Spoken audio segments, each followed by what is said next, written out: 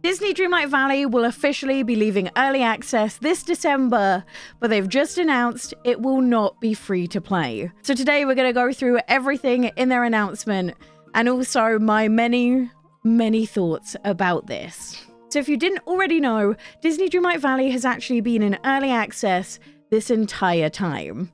And originally they stated that the game would be paid until it fully launched.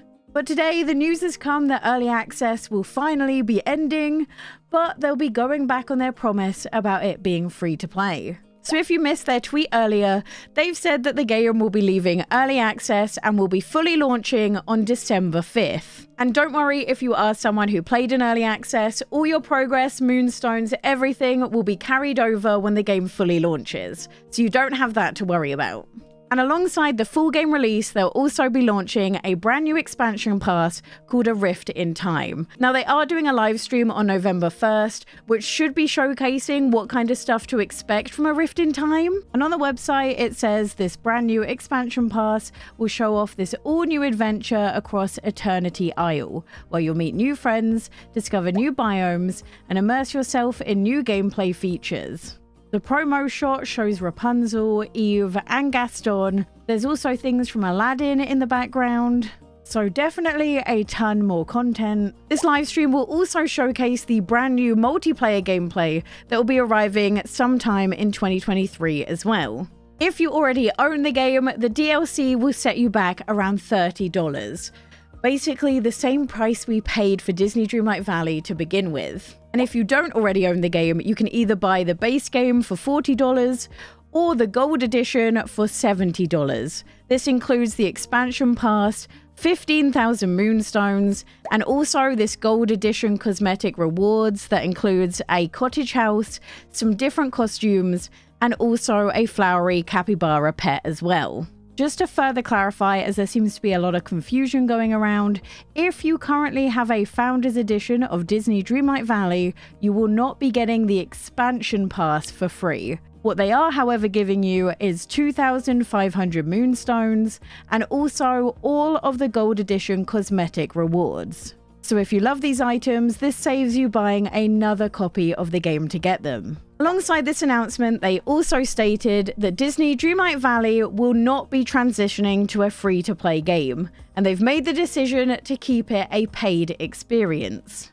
They've said that they've done this to continue delivering on a premium game experience for all players, but they did state that they will keep delivering free content updates that adds new characters, realms, clothing, furniture, and more to your valley. And it's safe to say that after this announcement, I have so many thoughts. I guess let's start off with the announcement that the game is no longer going to be in early access.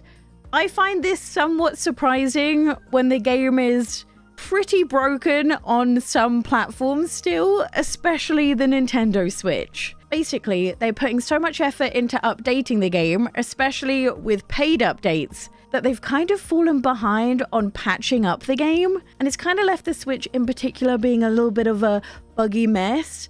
And although this is fine when a game's in early access, that's not really the experience people expect from a fully fledged game. It also worries me that they're coming out with such a big expansion pass when, as I said, the base game is so buggy, and also it's really expensive. That's an awful lot of money to be paying for it to potentially also be incredibly buggy. But that's just the tip of the iceberg of what I feel. I think fundamentally the issue I feel right now is that the game has free-to-play mechanics, but is remaining paid. We have had multiple paid DLCs so far. We've had the Wally, the Ursula, and now we've got this paid expansion. And so far, I found the DLCs to be kind of overpriced. I was pretty disappointed with the Wally, more so the fact that I didn't actually know what I was getting with the Wally expansion, and when I found it out, I wasn't all that happy. But putting the DLC prices aside, we still have all of the rest of the microtransactions. We have a battle pass, which is commonly seen in free-to-play games, and we also have all the cosmetic items you can buy. One issue I really have with games like Disney Dreamlight Valley claiming that microtransactions are optional and not part of a core game mechanic is that it's not really true when a core game mechanic is decorating. Being able to buy cosmetics in a game like Fortnite is a very different vibe to being able to buy cosmetics in a game that is literally a life sim.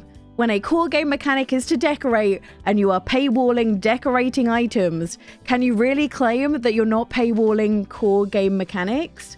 Because I feel like that line is slightly getting blurred. Now, one thing I will say Disney Dreamlight Valley has done that has been a real game changer is doing the Dream Snaps. This allows people to earn moonstones by taking part in a little contest that basically rewards you for playing the game, and I do really like this.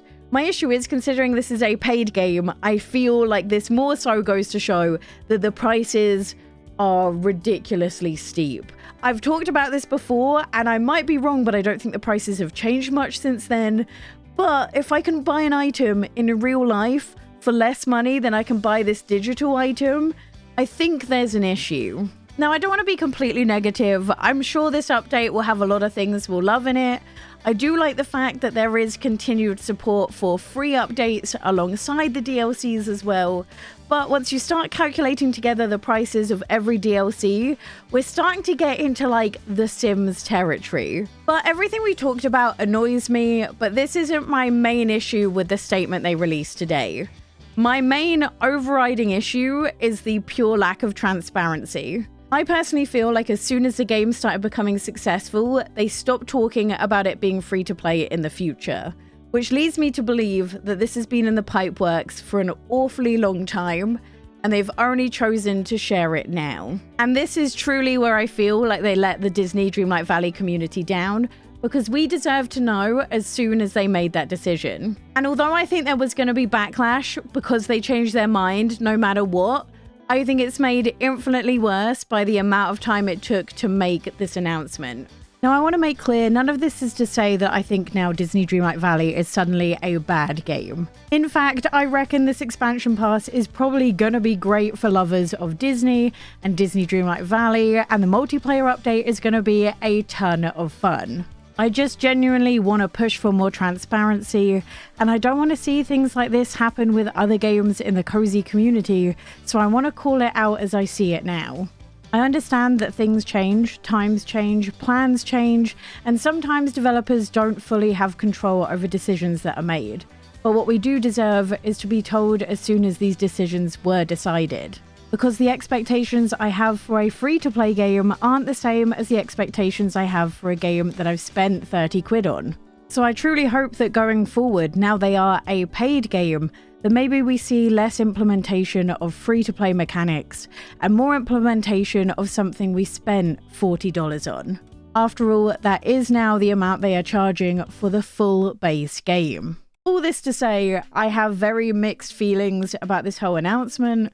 I'm excited to see what the game has in store in the future, but also just not happy about how we were told about what's happening now. But one thing I'm definitely interested in is to see the longevity of this versus something like Palia.